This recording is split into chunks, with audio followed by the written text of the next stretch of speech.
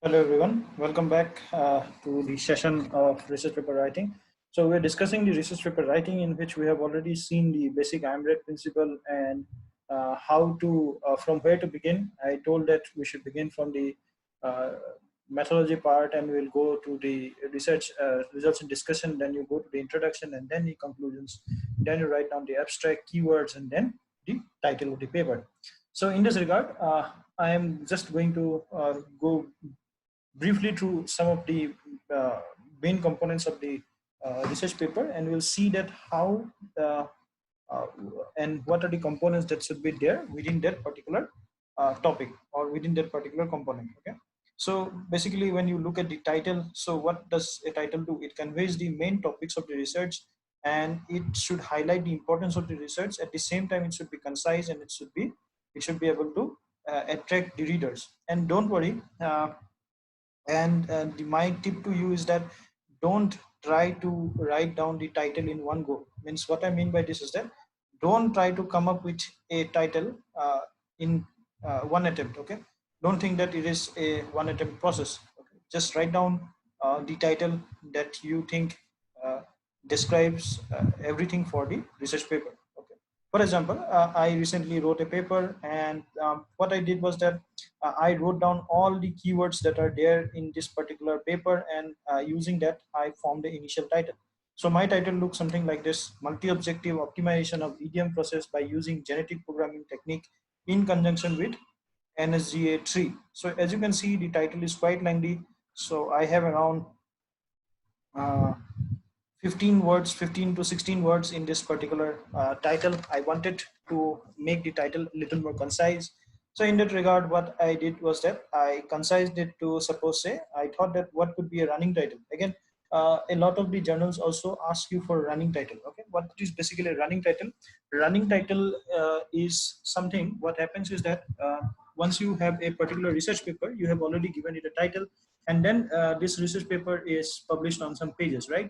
So on the, maybe on the even page they will have the name of the author, and on the odd page they will have, in the top portion of the research paper, they will have some kind of a small title, so that anyone, suppose say, uh, anyone who is reading this particular paper, suppose say you are reading at paper page number 2 of this particular research paper, you may not know that, of course you know that which paper you are reading, but nevertheless, suppose say it is printed in form of a book. Okay, and you are in the page number 2, you do not know which particular paper you are reading. Okay, in that sense, if you look at the heading of this page on the top end, then you will be able to come to know that which particular paper that you are reading. Okay, so what happens is that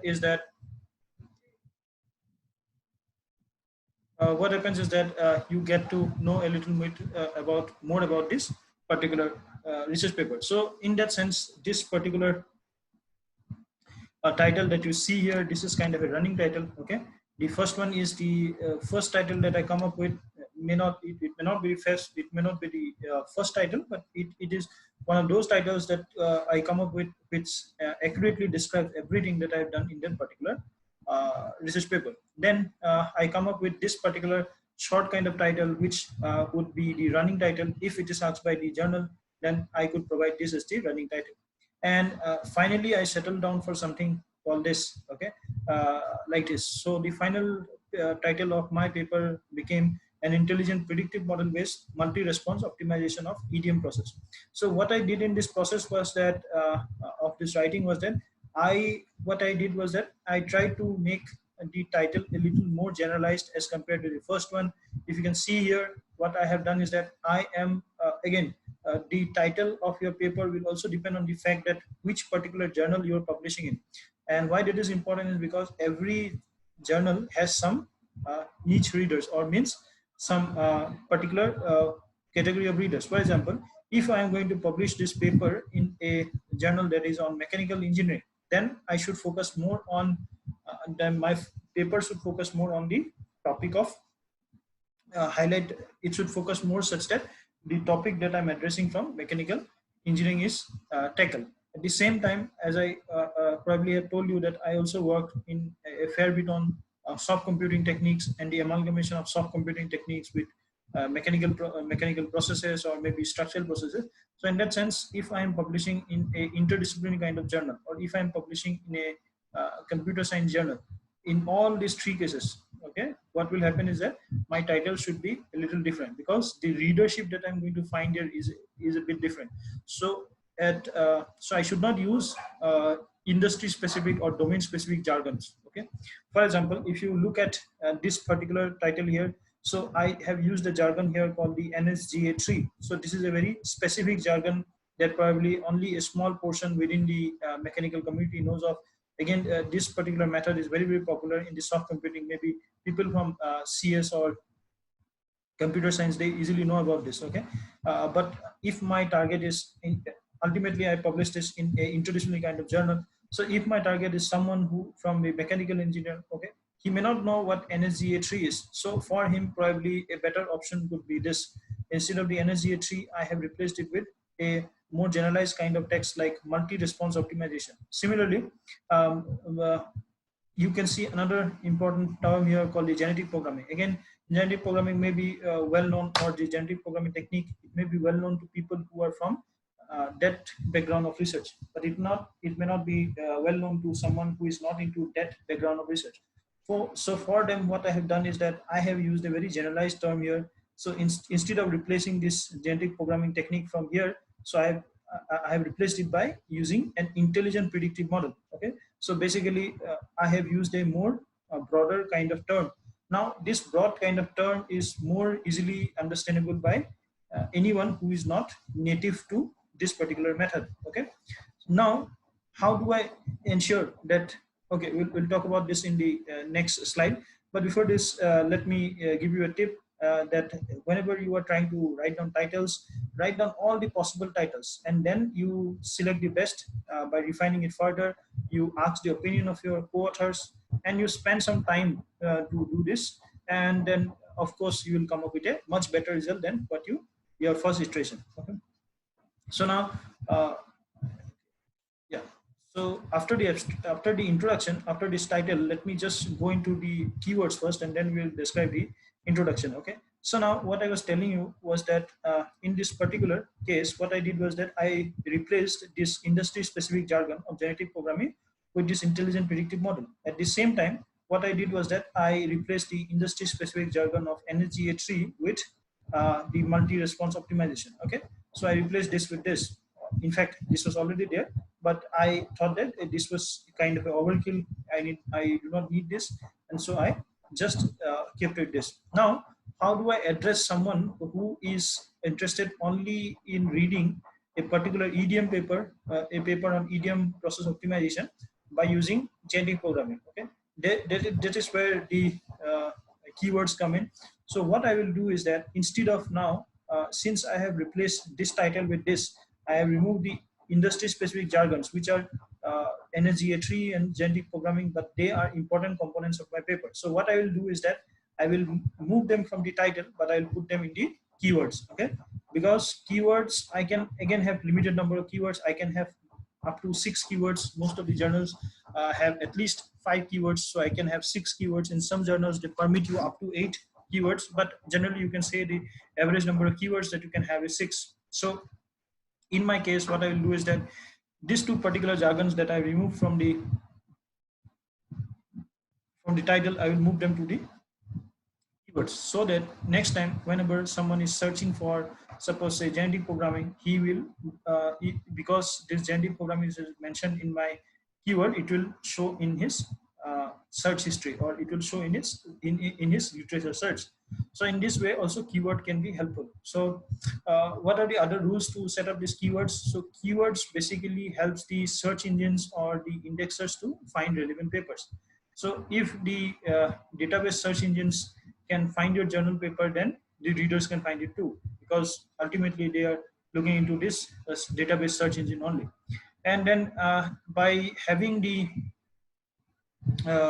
keywords appropriately, what you will do is that you will increase the number of people who are reading your paper, and by this you are likely to get more citations. Again, I will share another important fact for the citations is that if you have ever done any Google Scholar search with a particular keyword, you will find that the paper which has the most number of citations would be listed first, and as you go down to the page number 2, page number 3, and so on, you will see that the number of the citations to the papers are decreasing. Okay, so that is why initially it is very, very important for you to accurately write down the title, accurately write down the keywords, so that your particular paper is listed in some of the maybe in the first page or the second page of the Google search, and or the Scopus search, and so on.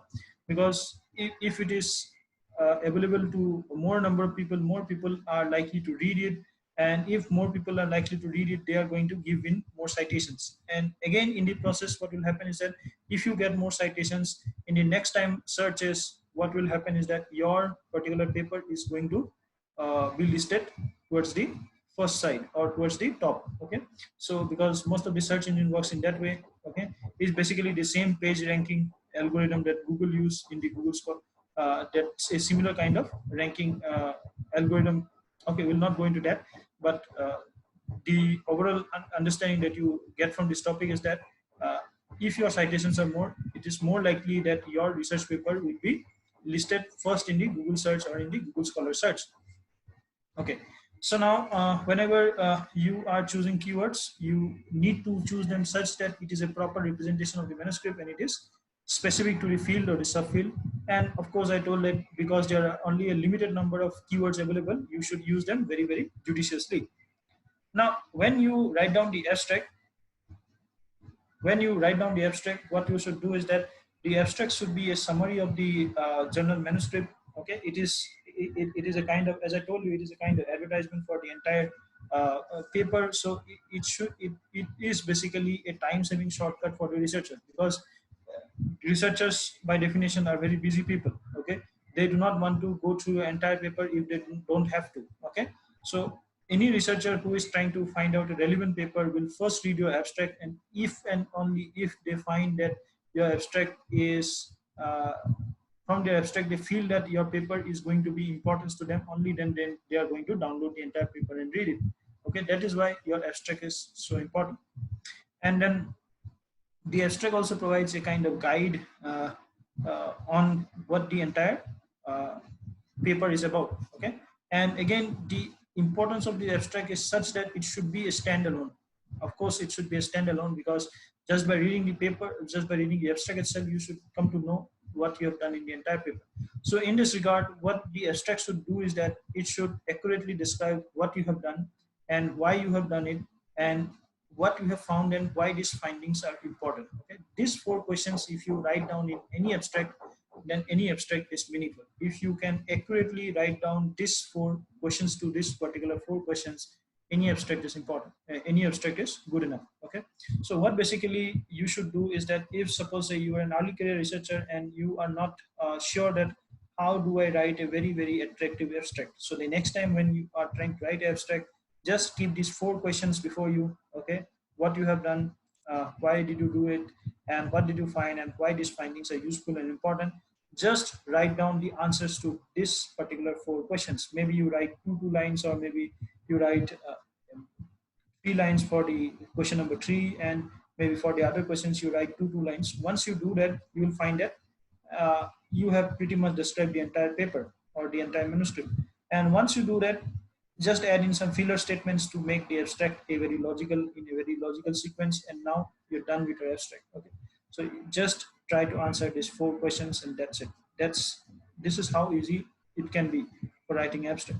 Again, the tip from my side is that the maximum word count is 250. As I was telling you, you may have like 15 to 20 sentences. Okay, and of course in the abstract generally no citations are given, provided that they are research papers. In commentaries and letters to the editor, there may be citations in the research paper, but in the article. But in case of research paper, there cannot be citations within the abstract. Okay, this you have to take care of. And uh, with that, we can move on to the introduction. So basically, you know that what introduction will do is that it will provide the readers with a background information needed to understand the entire study, and it will also kind of establish why you have done this particular experiments, or why this experiments needs to be conducted. Means what is the importance of this problem, that you have to explain in the introduction itself. Okay, because again, uh, probably what happens is that whenever you are trying to publish in very reputed journals, the first question comes in all of these journals is the perceived sense of novelty. Okay. uh, because in a lot of journals you will find that novelty is a important statement.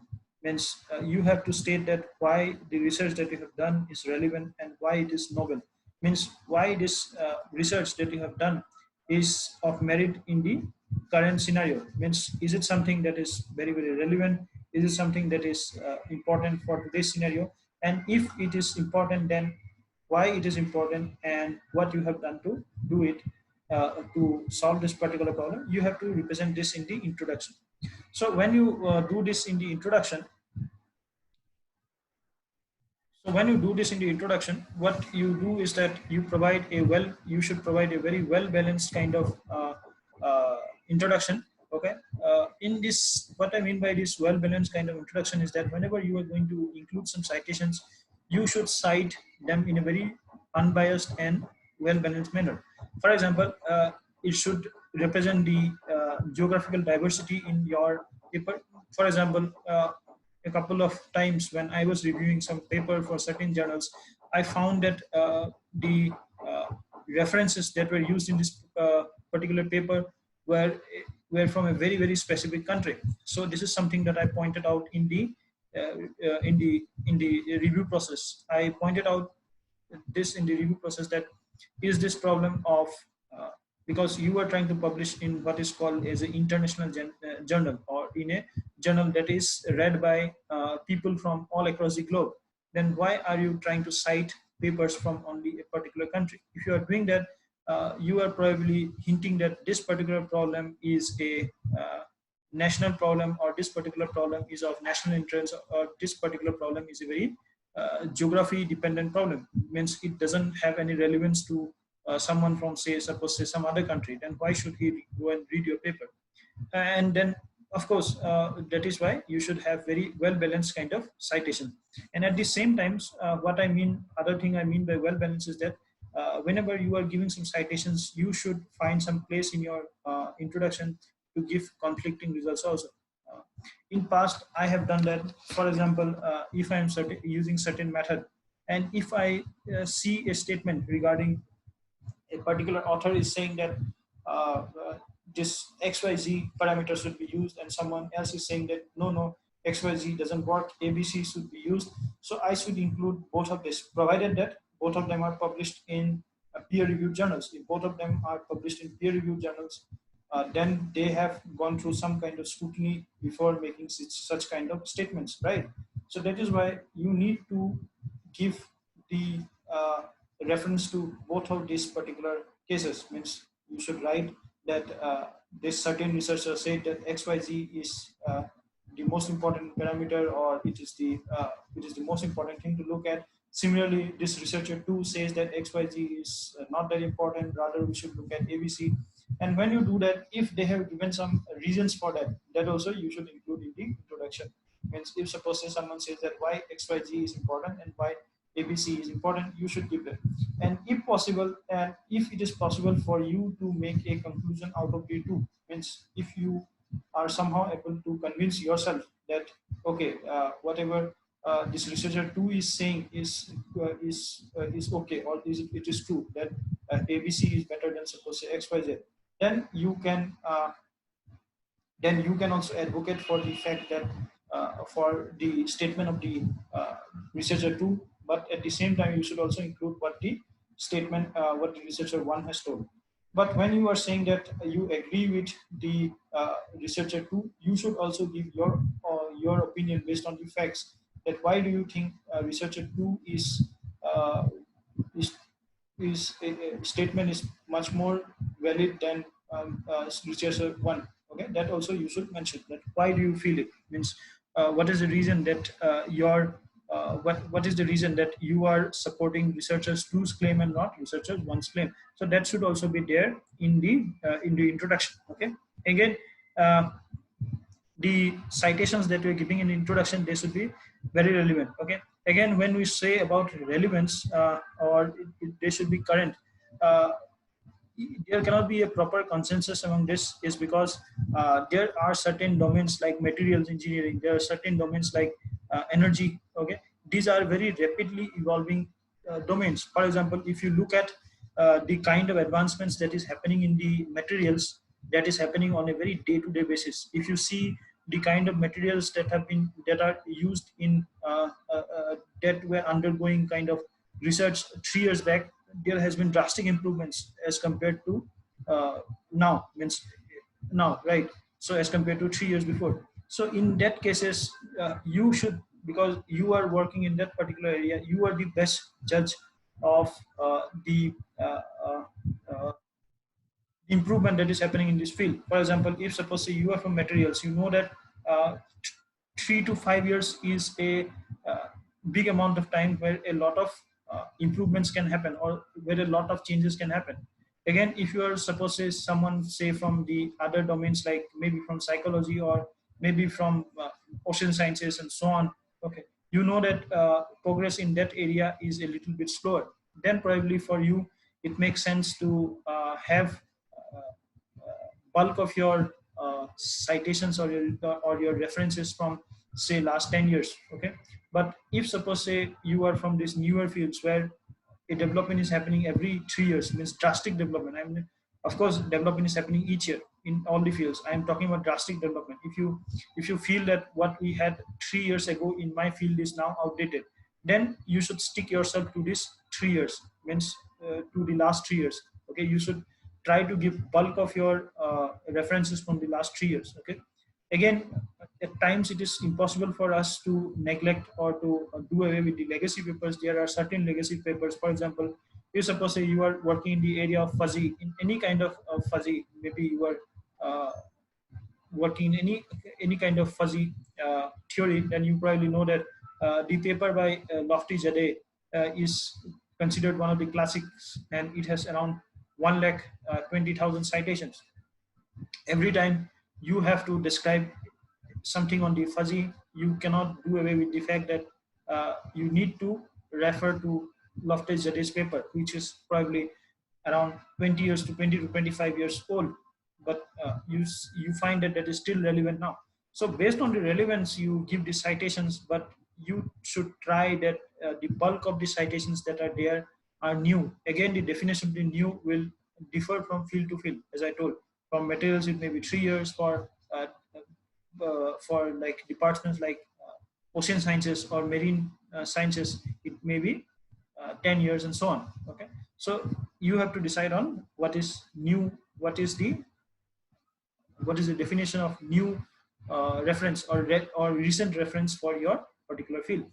Now again, whenever you are writing a introduction, uh, do not try to write a literature review within your introduction. Okay, you cite reviews or where readers can find more information about it. Okay?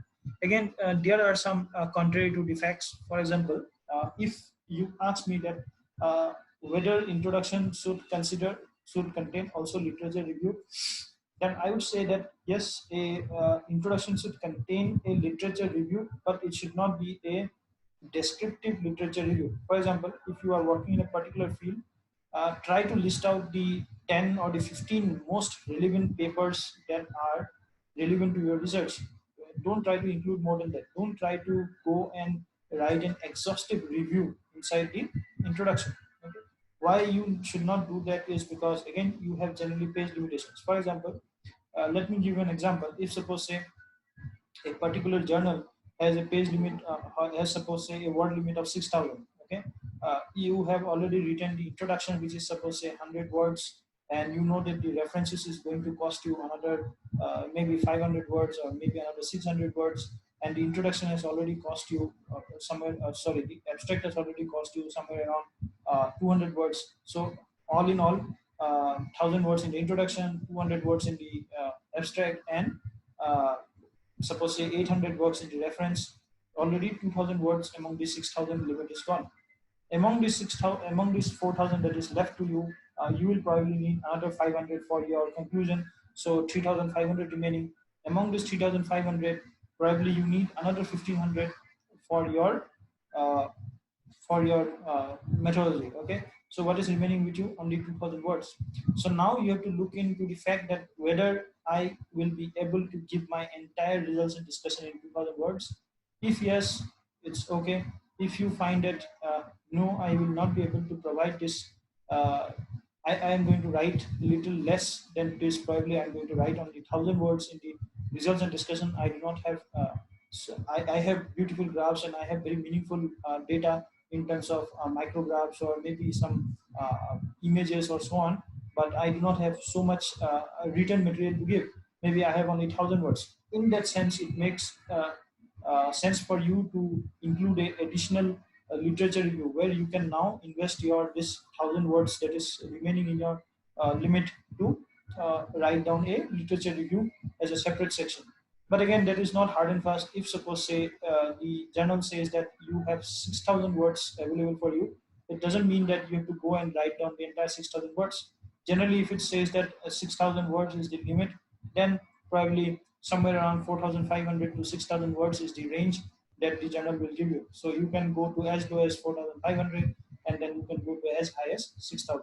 So accordingly, depending on what you are doing, you need to decide that what you are going to present.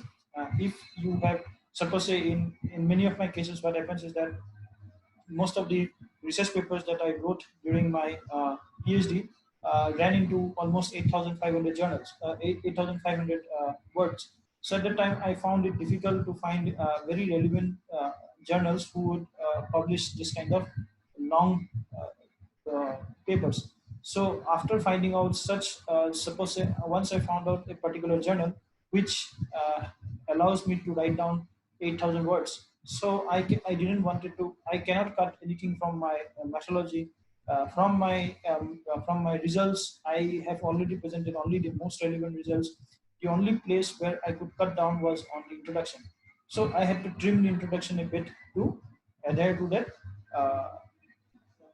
page limit or that word limit. Okay, so in that sense, writing the introduction is a kind of also important in the context that how do you fit your, where do you want to publish your paper, and based on what are the requirements that journal has, based on that you may vary the length of the introduction, because whenever I need, at least for me it is the case that whenever I need to cut down on some sentences, or when I need to cut down on the length of the paper, introduction is my first casualty. Okay, I try to cut down some on the introduction part, because by doing some or deleting something from the introduction part, I save a lot of space. Maybe because suppose think of in this way. Suppose if I condense the information that is there I presented in the introduction, and in the process, if suppose I remove 5 references, so I'll be saving the space for additional 5 references as well.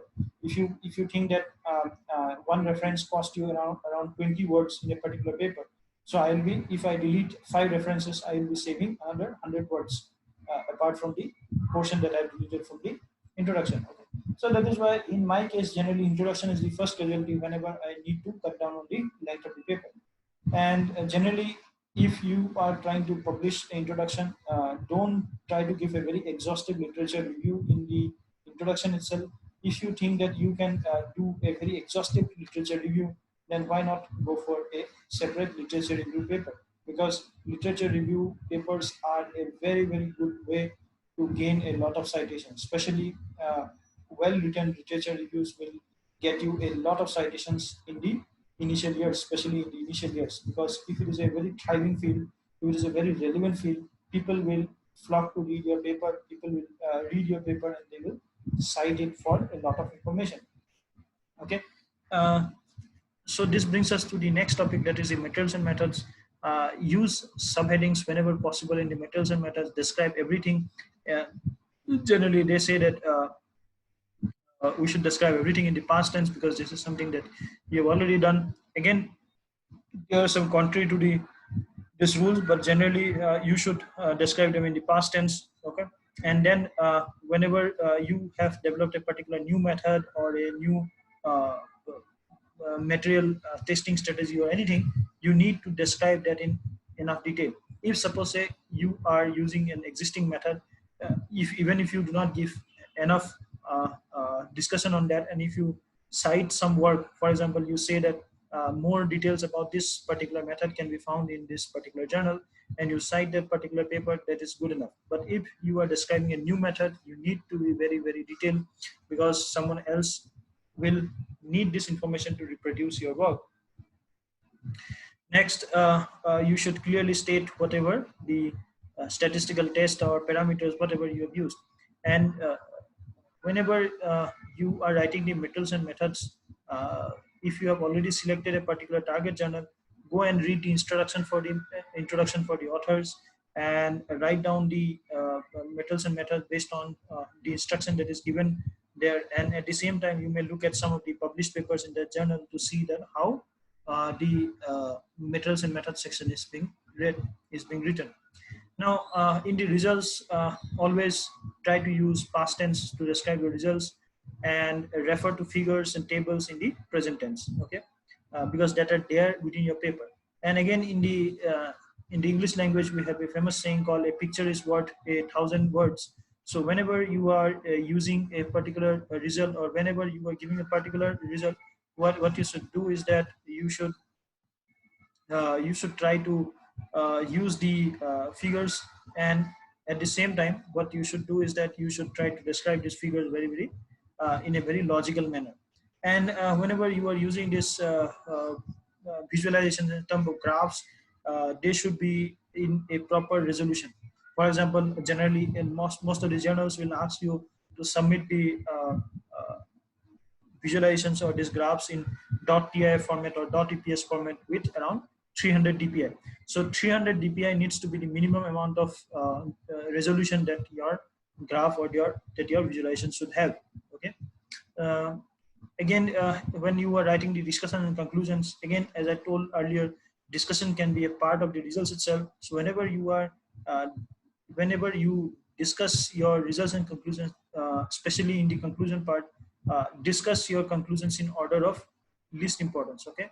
And whenever you are writing this discussion as a part of the results and discussion, just try to find out whether your results that you have got, is it consistent with the existing literature. If it is consistent, just give a statement that this is something that this XYZ has also found out. It is in complete sync with whatever XYZ found out. If it is not consistent with someone else's study who have already carried that out, list that also out, that this is not in sync with what ABC has done in his research. And then you list out the possible reasons that why your research is not in sync with ABC. Maybe ABC used a uh, very narrow kind of approach, or maybe ABC interpretation was wrong, and so on. You give your version of your results in the data, along with some explanation, or the information, along with some information regarding why there is some discrepancy between your results and already published results. Again, whenever you are writing the conclusions, as I already told, it is good to write down the weakness of the paper and highlight what needs to be done further. And if you can do that, it will be a much more comprehensive kind of conclusion. There are again some other small points that are there. I will be sharing this PPT with you. You can go through these fine points. Now, whenever we talk about the figures and tables, the tables need to be concise, and because they will help you to present the data in a very easy to read format. Okay, so that is why whenever you are designing the tables, design them carefully, and give the proper legends to the tables, and give the proper units. Again, when you are using the figures, it may be images, it may be data plots, it may be maps, or it may be schematics.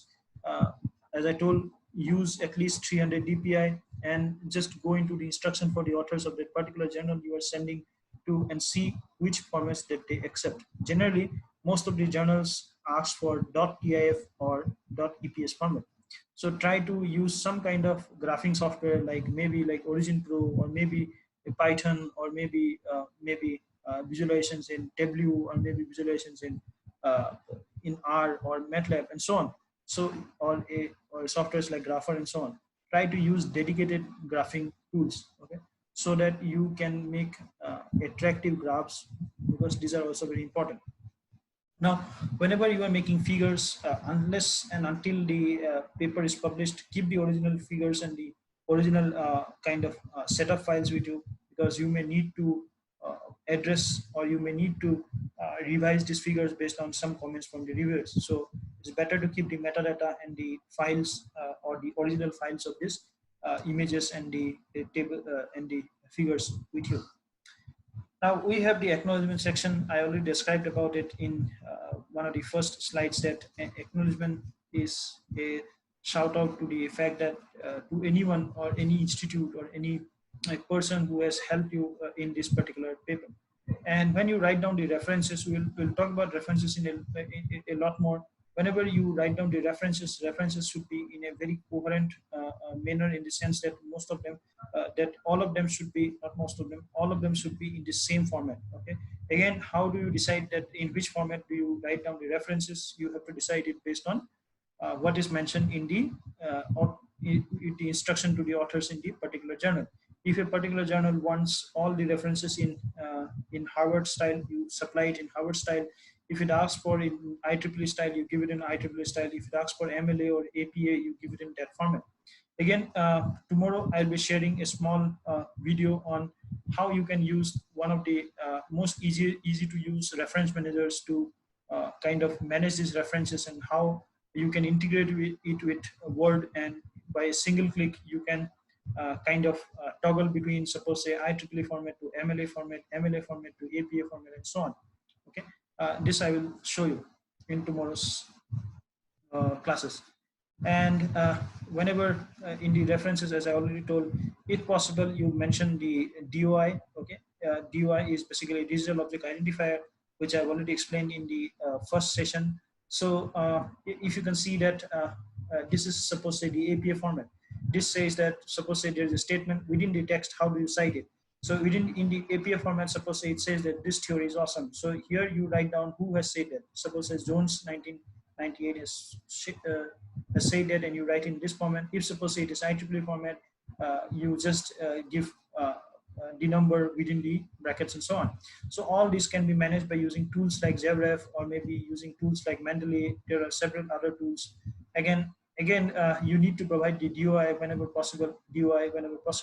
I'll also show you how to get the DOI for all the papers in in maybe 1 minute. You can get the DOI for, suppose say in a paper you have 30 different references, so you can get the DOI for all the 30 different papers in just one click. I will show you how to do that. Within 1 minute, you can get the DOI for all these particular papers. I'll show you how to do that.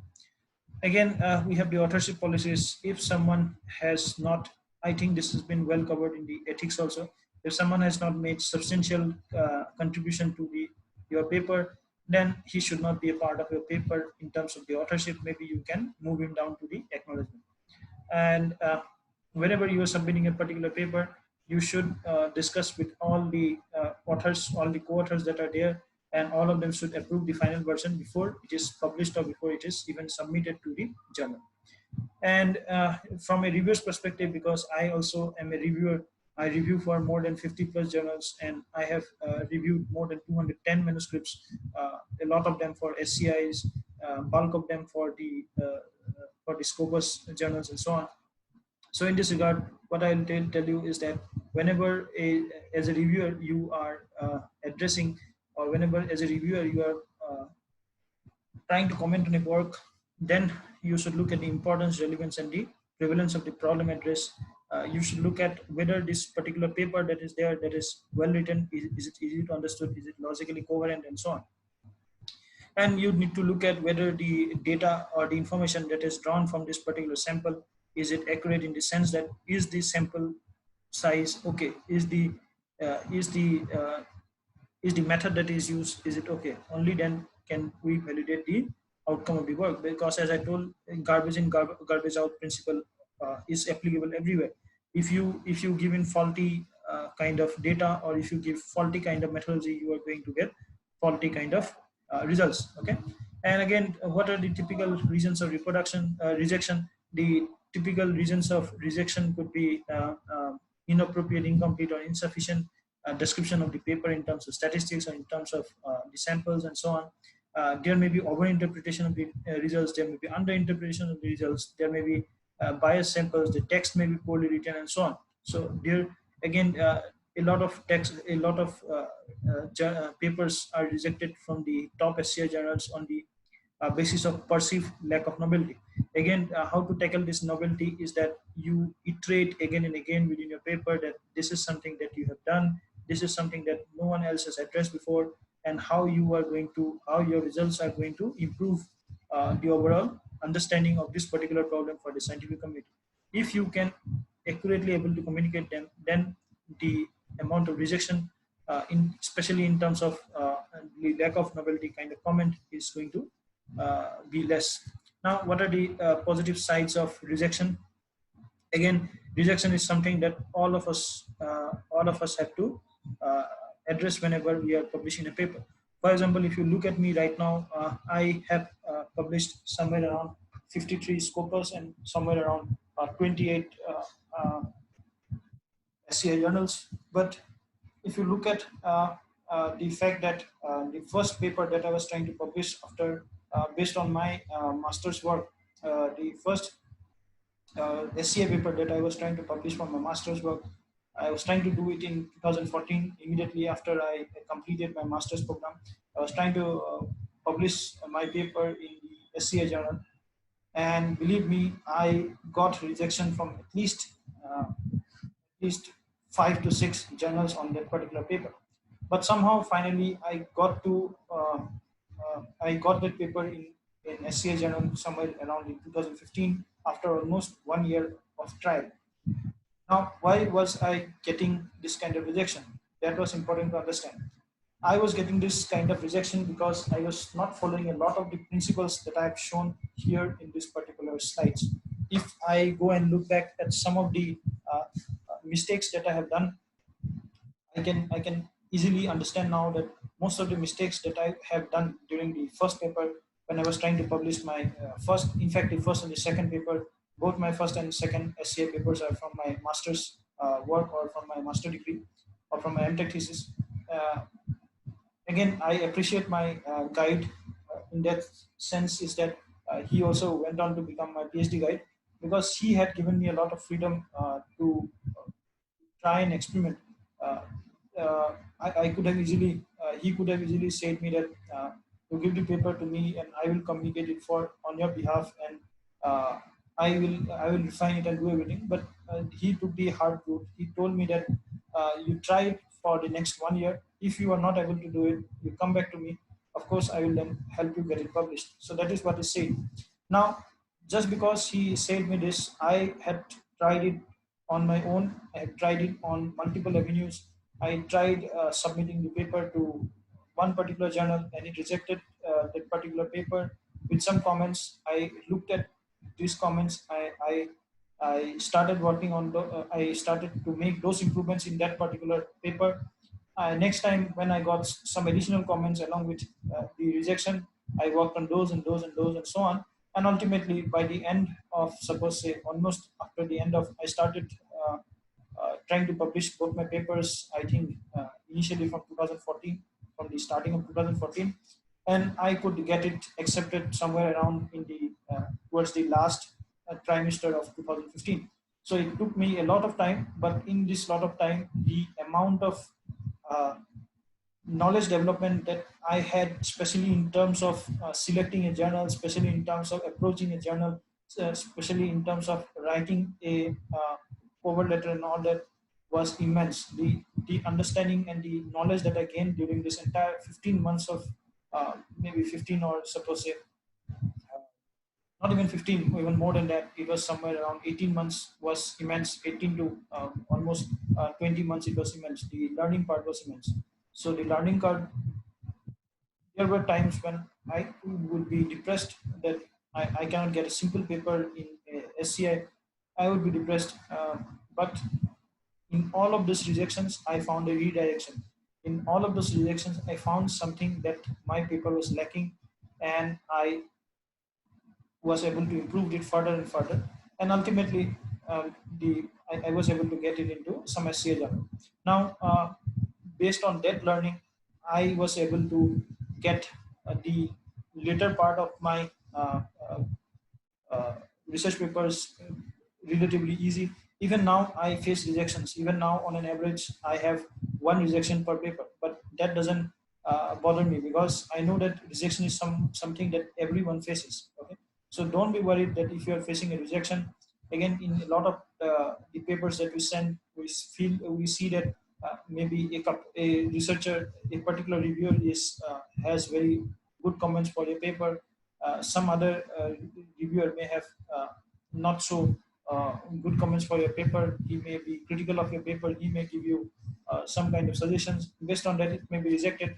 But you do not lose hope in the sense that you know that you have got some kind of comments, or you have got some kind of uh, additional kind of advice on this paper. And by looking at this additional advice, and by working on this additional advice, your paper or your research is going to benefit, because now the new version of your paper is going to be much better than the first version. And in that way, it is going to be much helpful for the scientific community.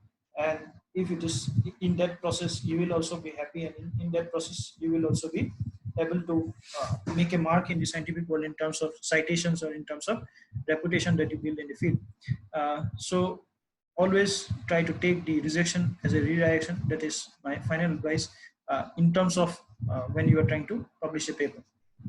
So we'll work a little bit on this on in tomorrow's session also. Thank you for now.